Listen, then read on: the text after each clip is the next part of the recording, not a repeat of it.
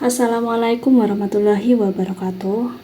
Pada pertemuan ke-13 ini di mata kuliah Product Development dan Inovasi, kita akan membahas di New Product Development, di mana pada pertemuan sebelumnya, baik dari setelah UTS maupun sebelum UTS, kita telah mempelajari pentingnya inovasi dan bagaimana pengelolaan proses tersebut secara efektif, yang nantinya itu bisa membawa suatu perusahaan itu bisa sukses. Nah, kemudian bahwa produk baru itu adalah keluaran dari proses inovasi.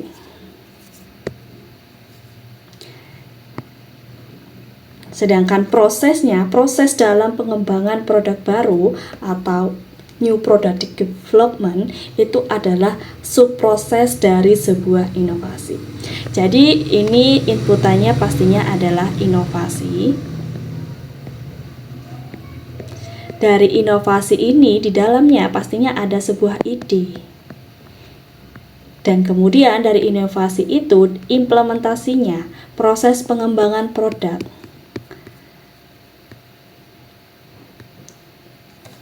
Yang merupakan dari subproses inovasi. Keluarannya apa? Keluarannya itu adalah produk baru.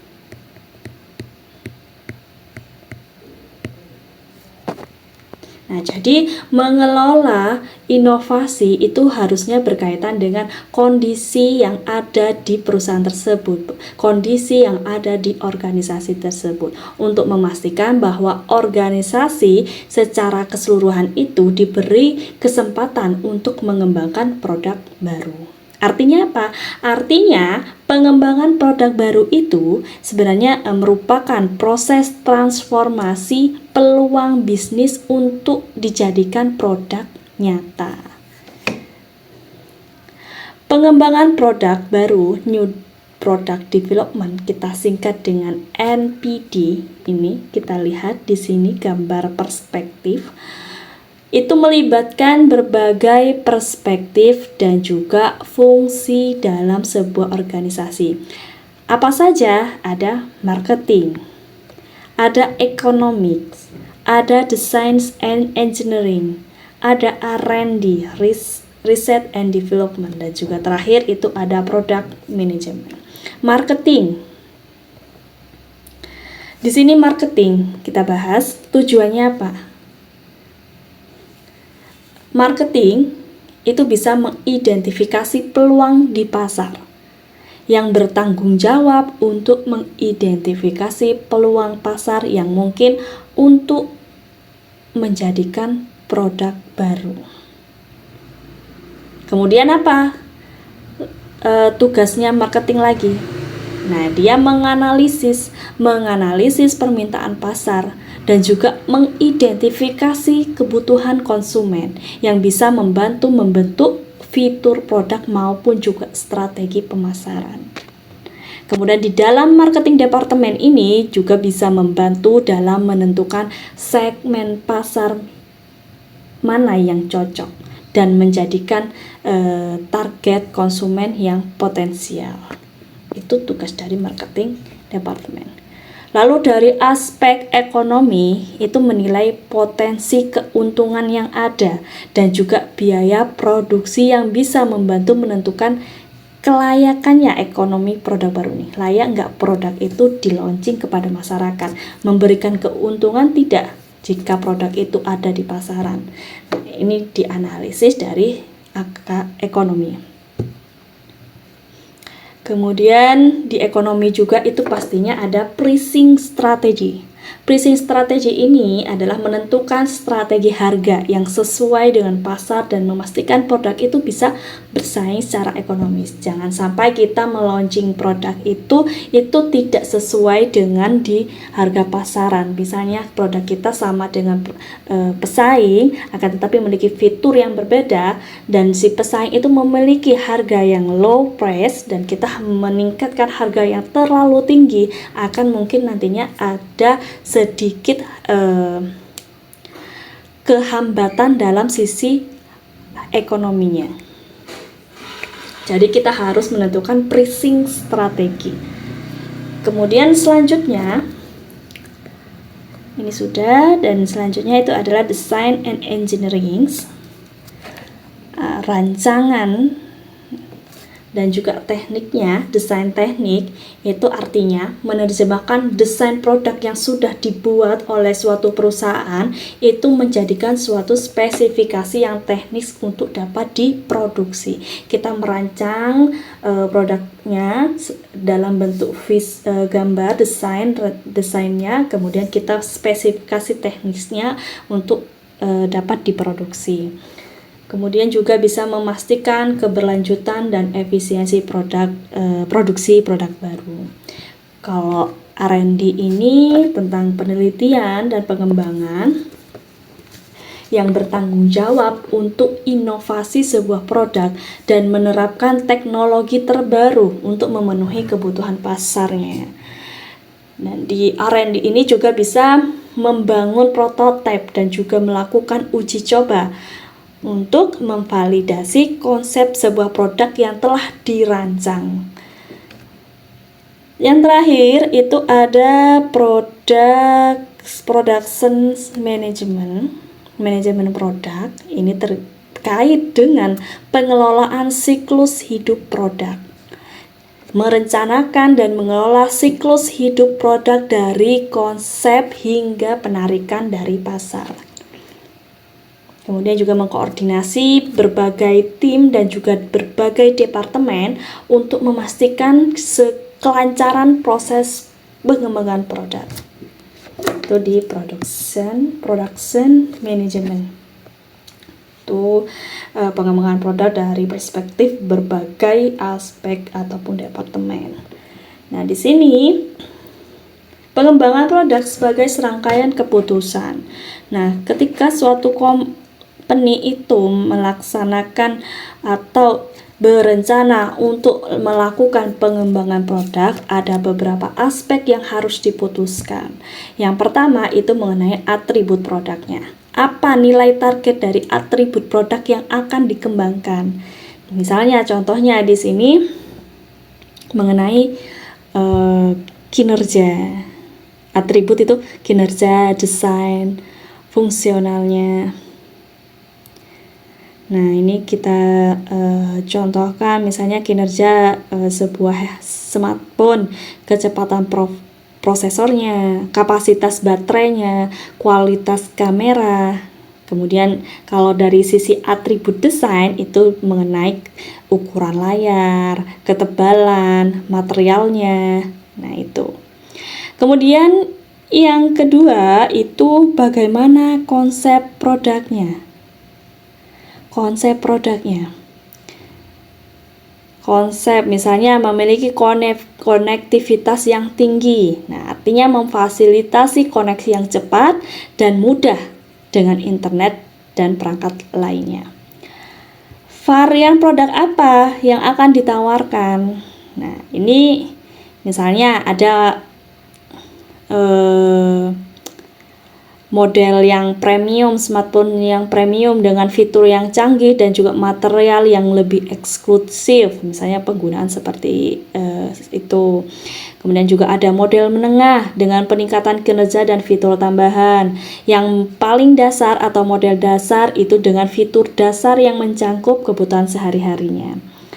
Kemudian ada apa arsitektur produknya. Nah, ini berhubungan dengan softwarenya, sistem operasi, atau aplikasi bawaannya. Kalau hardwarenya itu mengenai baterai, sensor, ataupun komponen lainnya.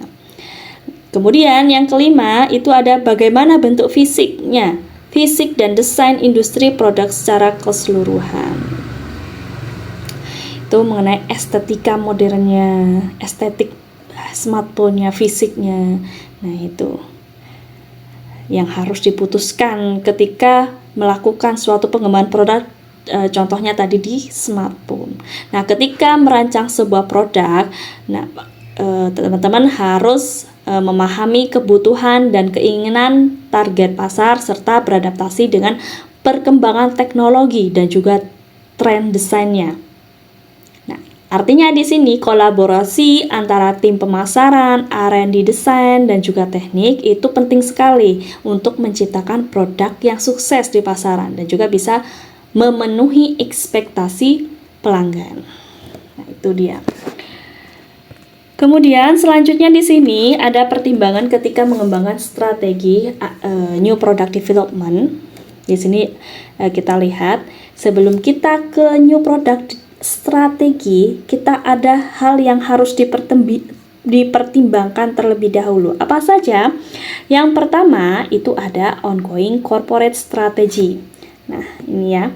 Ongoing corporate strategy ini di mana produk baru itu harus selaras dengan tujuan dan visi perusahaan secara keseluruhan.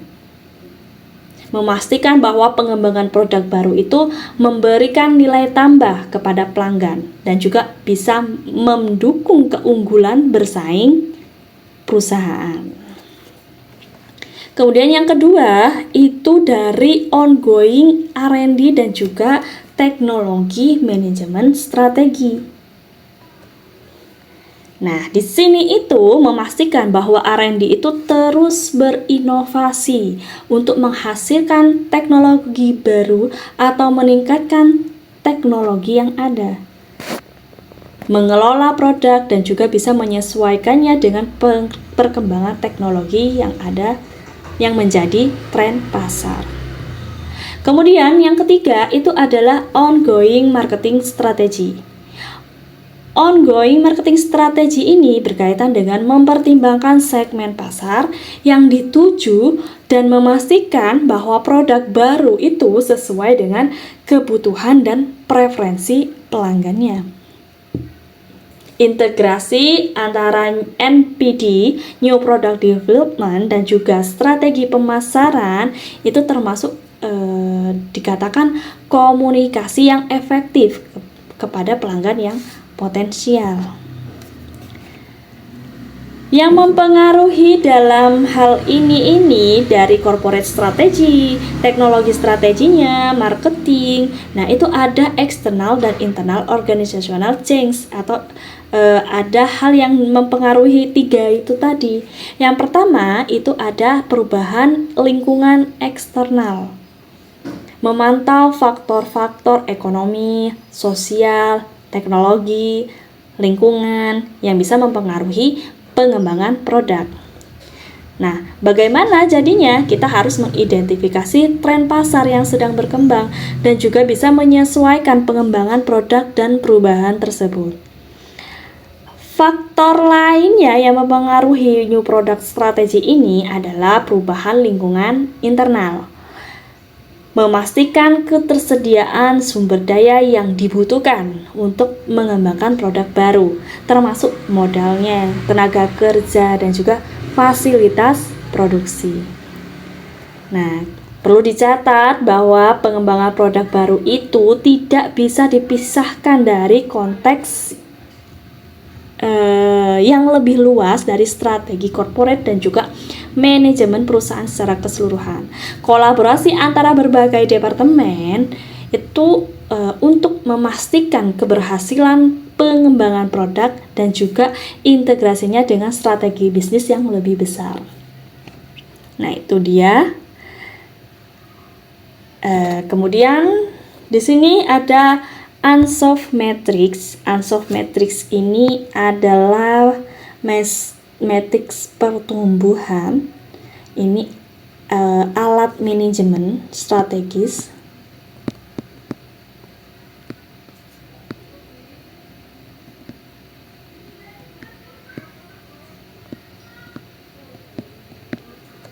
Yang digunakan apa? Yang digunakan untuk merancang pengembangan bisnis.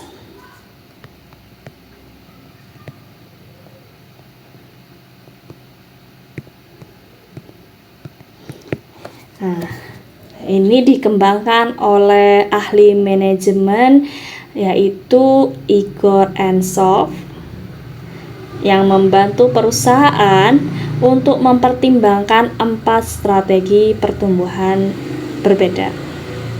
Yang pertama itu adalah market penetrasi. penetration strategy atau penetrasi pasar. Nah, ini ada itu ya. Ada ulasannya, deskripsi dari market strategi penetrasi. Nah, jadi di Ansoff-Metric ini ada 4 strategi yang bisa digunakan oleh perusahaan untuk melakukan pertumbuhan company-nya. Yang pertama, kita lihat dari sini ada sisi current product, dari sisi produk dengan market. Nah, ini dengan strategi penetrasi. Penetrasi itu fokus pada peningkatan penjualan produk atau layanan yang sudah ada di pasar, yang sudah dikenal. Itu. Tujuannya apa? Tujuannya untuk mencapai pertumbuhan dengan menarik lebih banyak pelanggan untuk produk ataupun layanan yang sudah ada dengan meningkatkan frekuensi penggunaan oleh pelanggan yang sudah ada. Dengan contohnya di sini kita melakukan penurunan harga terhadap produk tersebut, melakukan kampanye iklan, perbaikan kualitas produknya. Nah, itu strategi ketika sudah ada produknya. Nah, ini current produk sudah ada dan juga di pasaran juga ada. Nah, strateginya apa? Strateginya adalah contohnya melakukan penurunan harga, meningkatkan kualitasnya, melakukan kampanye. Nah, itu. Kemudian produknya yang kedua itu ada produknya ada, kemudian ini di new market yang disebut market development strategy. Pengembangan di pasarnya, karena produknya sudah ada di sini, mau strateginya adalah new market, pengembangan di pasarnya atau yang disebut dengan market development strategy. Nah, maksudnya yang di sini mencangkup tentang ekspansi ke pasar baru atau segmentasi pasar yang belum dijelajahi sebelumnya. Tujuannya apa nih di market development strategy? Tujuannya adalah menjangkau pelanggan baru dengan memasuki wilayah geografis baru yang belum dijelajahi sebelumnya, kemudian juga menargetkan segmen pasar baru dan memperkenalkan produk itu di pasar yang belum dijelajahi tersebut. Artinya di sini apa? Artinya dia menargetkan pelanggan yang berbeda. Nah, di sini di new market. Kemudian yang ketiga ada new product.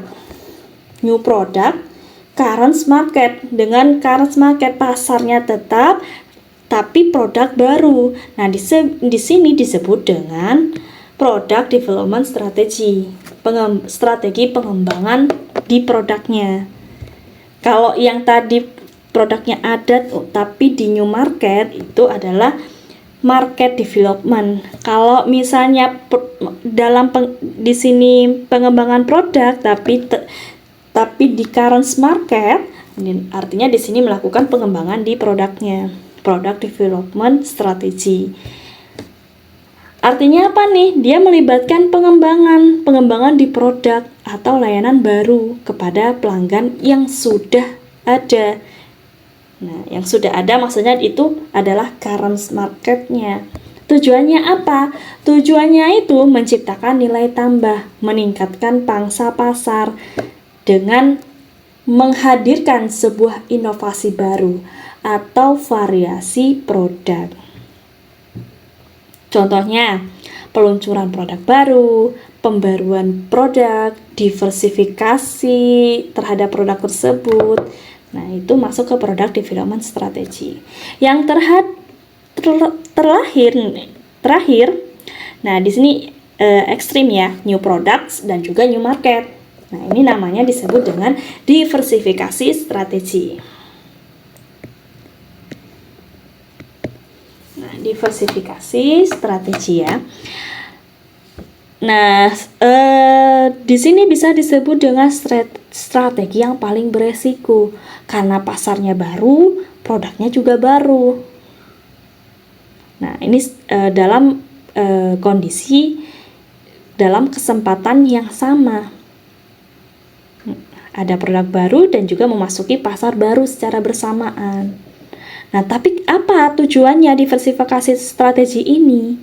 Tujuannya itu mengurangi resiko dengan berinvestasi dalam bisnis yang tidak terkait secara langsung dengan bisnis utama perusahaannya.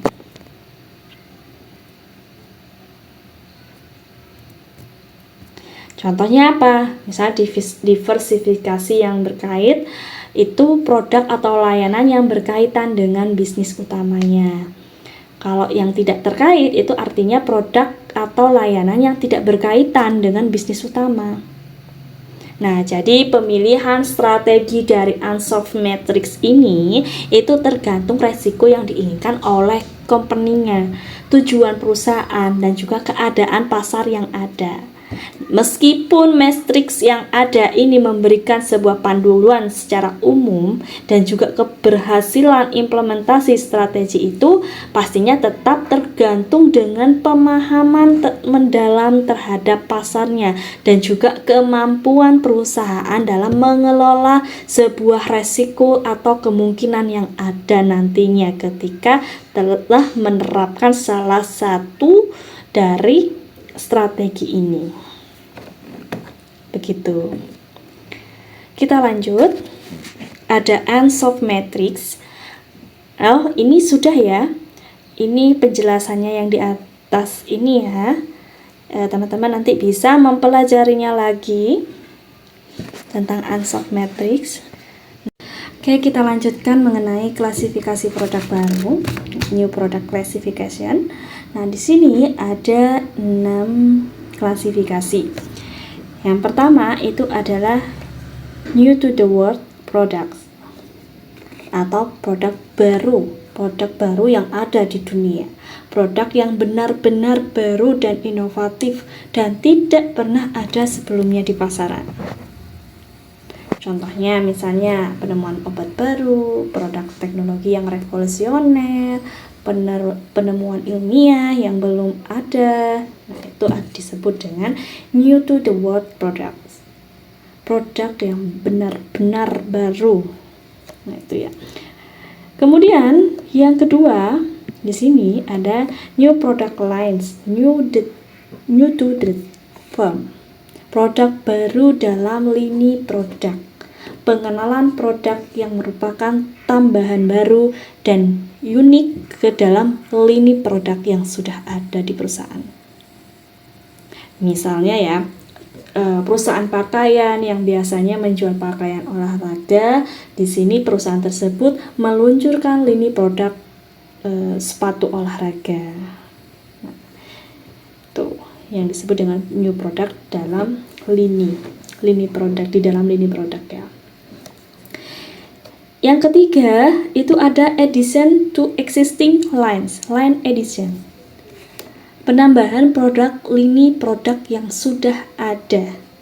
Peningkatan produk yang ada di dalam lini produk perusahaan tanpa mengubah karakteristik intinya. Contohnya apa? Misalnya, perusahaan smartphone meluncurkan produk baru di dalam lini produk yang sudah ada dengan peningkatan fiturnya. Itu additions to existing lines. Yang keempat, itu ada improvement and revisions to existing products. Perbaikan dan revisi pada produk yang sudah ada. Jadi dia melakukan improvement ya pada produk yang sudah ada. Modifikasi pada produk yang sudah ada. Untuk tujuannya apa? Untuk meningkatkan kualitas, performa maupun juga fiturnya. Yang kelima ada cost reductions, pengurangan biaya produksi atau bisa dikatakan penyederhanaan produk tanpa mengorbankan kualitas produknya. Itu masuk ke dalam cost reduction. Contohnya apa? Kita bisa mensubstitusi bahan bakunya itu dengan yang lebih murah. perubahan proses produksi yang bisa meningkatkan efisiensinya. Yang terakhir di klasifikasi new product itu ada repositioning, merubah strategi dalam pemasarannya atau posisi produk untuk menarik segmen yang berbeda. Contohnya apa? Misalnya pada produk kecantikan yang awalnya itu ditujukan untuk para remaja, kemudian direposisikan ke kelompok yang usianya yang lebih tua. Itu dia memposisikan produknya itu yang disebut dengan repositioning. Oke, jadi itu adalah klasifikasi produk baru. Setiap kategori yang memiliki implikasi strategis yang berbeda. Keberhasilan pemasaran maupun juga adopsi produk baru itu tergantung dengan pemahaman tentang apa tadi? Tentang kebutuhan pasar, ketujuan perusahaannya, dan kemudian juga bagaimana produk itu bisa memenuhi kebutuhan pelanggan dan atau bisa menciptakan nilai tambah. Gitu. Dan kemudian ini ada NPD theories, New Product Development Theories. Di sini bagaimana sih stepnya, mulai dari idea generation sampai monitoring and evaluasi. Tahapan pengembangan produk itu pastinya melibatkan serangkaian langkah yang pastinya sistematis untuk memastikan bahwa produk itu bisa memenuhi kebutuhan pasar dan juga tujuan perusahaan. Kita lihat yang pertama itu mulai dari idea generation, generasi ide, mengidentifikasi ide-ide baru untuk melakukan pengembangan produk.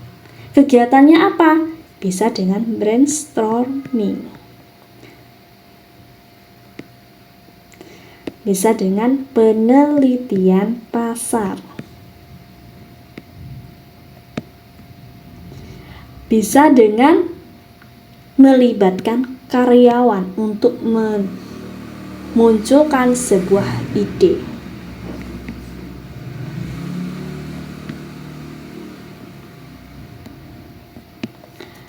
Dari ide generation ini barulah ada banyak ide nih yang nantinya akan dibuat new product development. Banyak ide, kemudian ide itu di screening atau yang disebut dengan pemilihan ide, mengevaluasi dan juga menyaring ide-ide yang telah ditentukan di ide generation itu berdasarkan kriteria yang dibutuhkan oleh perusahaan. Dengan cara apa? Dengan cara melihat dari sisi resikonya, konsepnya, analisis SWOT-nya. Nah itu. Hasilnya nanti apa? Hasilnya adalah seleksi ide yang memiliki potensi dan relevansi yang tinggi. Carilah yang memiliki potensi tinggi. Itu di ide screening. Setelah ide sudah mendapatkan ide nih dari ide generation, barulah di concept testing, pengujian konsepnya.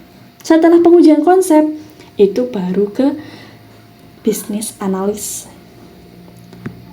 analisis bisnisnya, mengevaluasi potensi keuntungan yang didapat dan juga resiko bisnis untuk ide yang telah terseleksi itu tadi.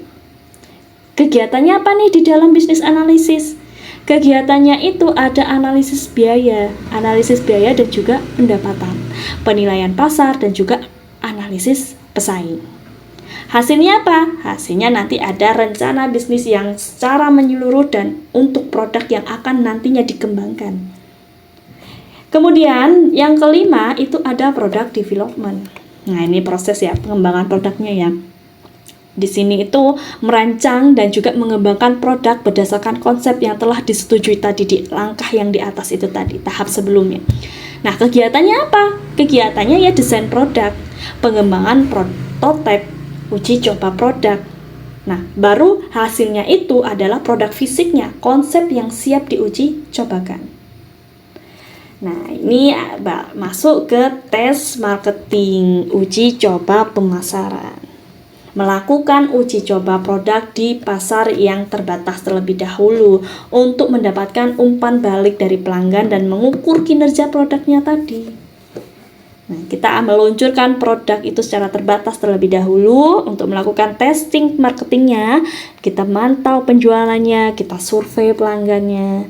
Nah, nanti kita mendapatkan data umpan balik dari pasar. Setelah setelah melakukan tes marketing ini, barulah komersialisasi, mengambil keputusan. Kalau misalnya sudah keberhasilan di testing marketing, barulah kita meluncurkan produk ke pasar secara lebih luas. Meluncurkan produk secara lebih resmi. Kampanye pemasaran yang besar-besaran dan juga distribusi yang produk yang secara besar. Nah, begitu.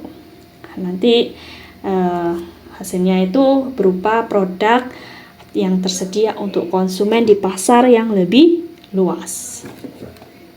Yang terakhir dari ide generation sampai uji coba sampai komersiali, itu barulah monitoring dan juga evaluasi, pemantauan produk yang sudah dilaunchingkan kepada masyarakat itu.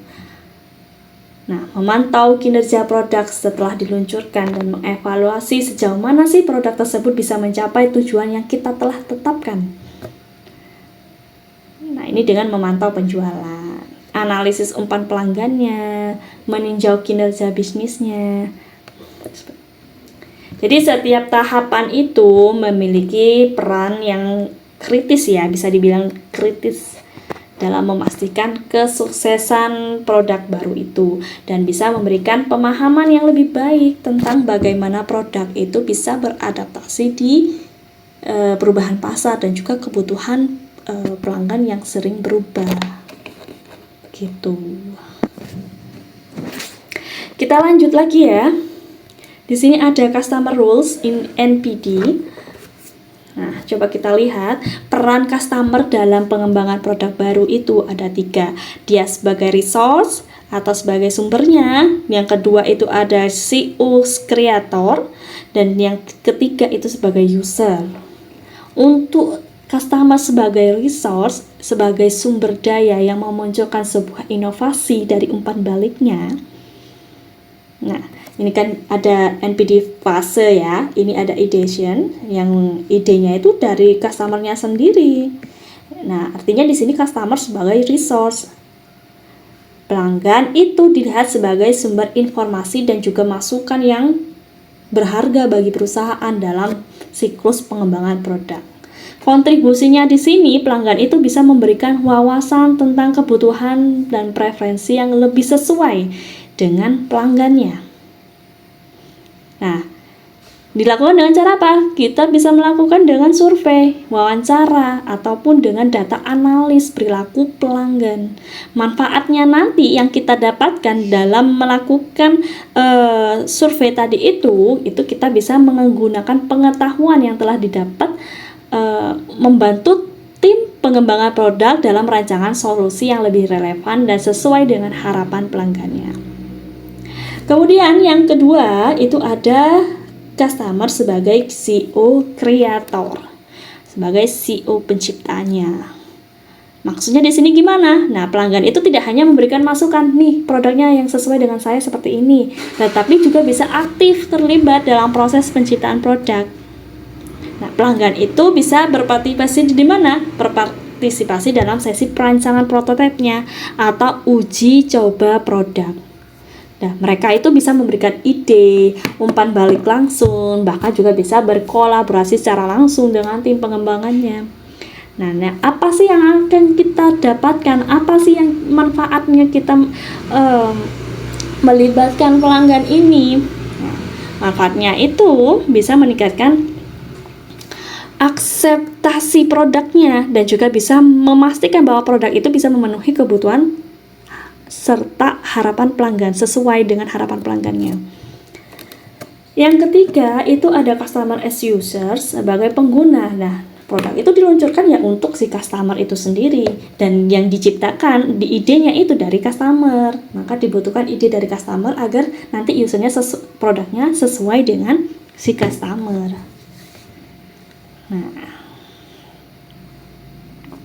Nah, artinya di sini customer as users ini adalah setelah produk itu diluncurkan, peran pelanggan berubah menjadi pengguna yang aktif. Pelanggan itu bisa memberikan umpan balik langsung berdasarkan pengalaman penggunanya. Informasi yang dapat ini itu digunakan dalam perbaikan produk, improve produknya, pembaruan, pengembangan di berikutnya nanti. Nah, manfaatnya apa? Melibatkan pelanggan ini bisa membantu perusahaan memahami bagaimana produk itu digunakan sama si pelanggan itu, dan juga bisa memastikan bahwa produk itu terus ditingkatkan, diimprove untuk memenuhi kebutuhan pelanggan seiring waktu. Biasanya pelanggan itu kan sering terjadi perubahan kebutuhan pelanggan ya.